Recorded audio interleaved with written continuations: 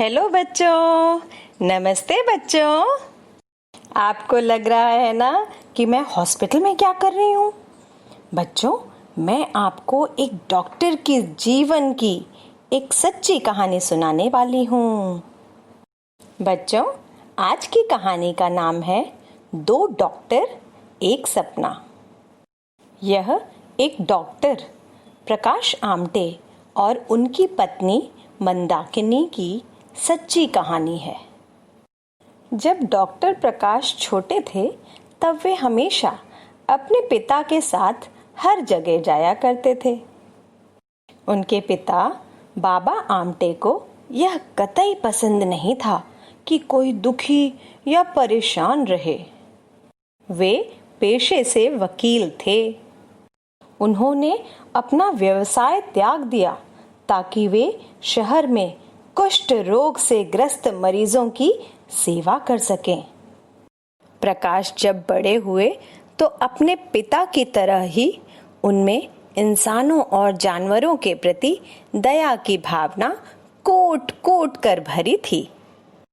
प्रकाश ने जल्द ही अपनी डॉक्टरी की पढ़ाई पूरी कर ली ताकि वे लोगों की मदद कर सकें।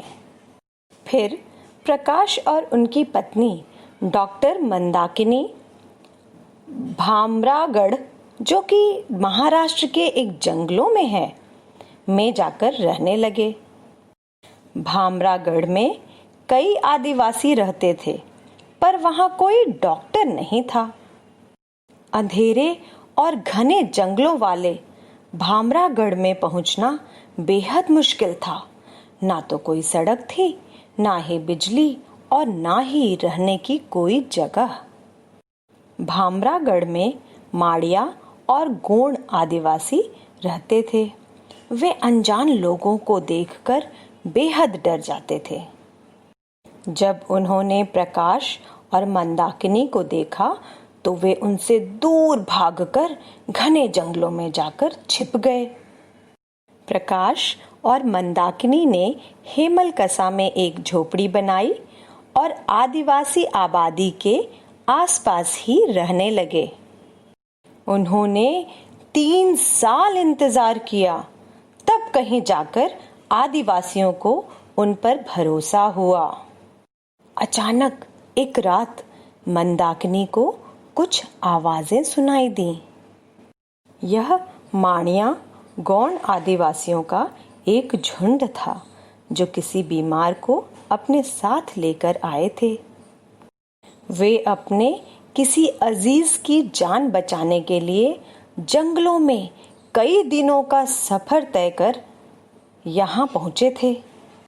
उन्होंने कहा, कृपया हमारी मदद कीजिए।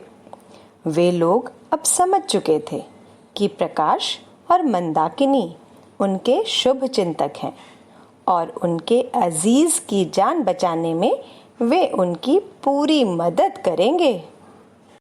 जैसे जैसे समय बीतता गया, आदिवासी लोग दोनों साहसी डॉक्टरों के मित्र बनने लगे। उनमें से कुछ लोगों ने तो प्रकाश और मंदाकिनी के लिए हेमलकसा में उनका पहला अस्पताल बनाने में मदद की।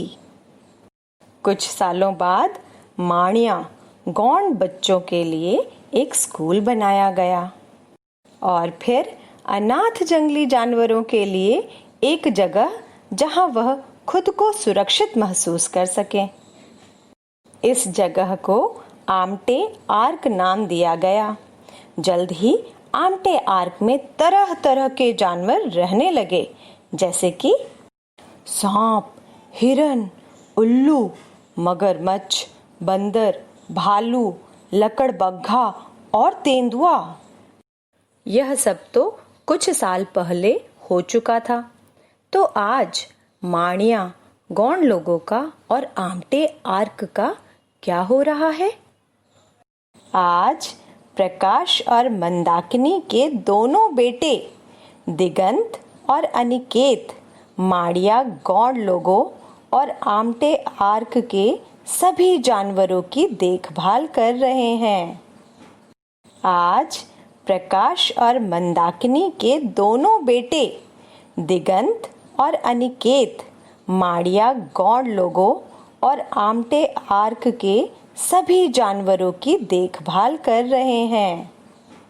शायद आपको भी किसी दिन भामरागढ़ के हेमलकसा जाने का मौका मिले।